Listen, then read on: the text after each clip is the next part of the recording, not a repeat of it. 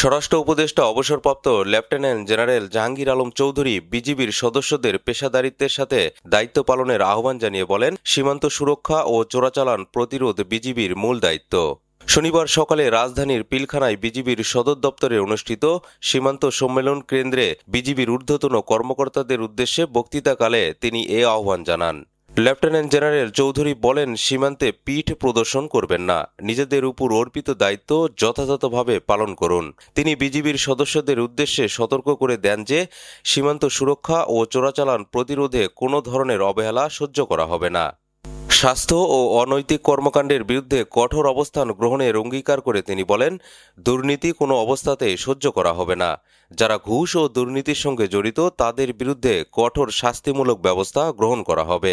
প্রয়োজনে তাদের চাকরিচ্যুতও করা হতে পারে। তিনি বিজিবিকে আইন অনুযায়ী কাজ করতে ও দুর্নীতির বিরুদ্ধে অটল থাকার নির্দেশ দেন।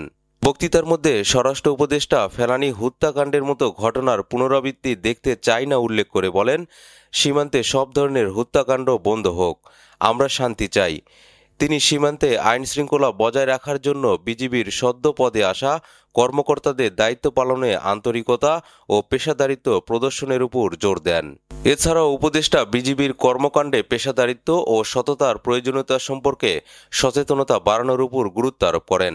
তিনি জানান, এই ধরনের সম্মেলন বিজিবির অভ্যন্তরীণ কার্যক্রম পর্যালোচনা ও ভবিষ্যতের পরিকল্পনা নির্ধারণের জন্য গুরুত্বপূর্ণ।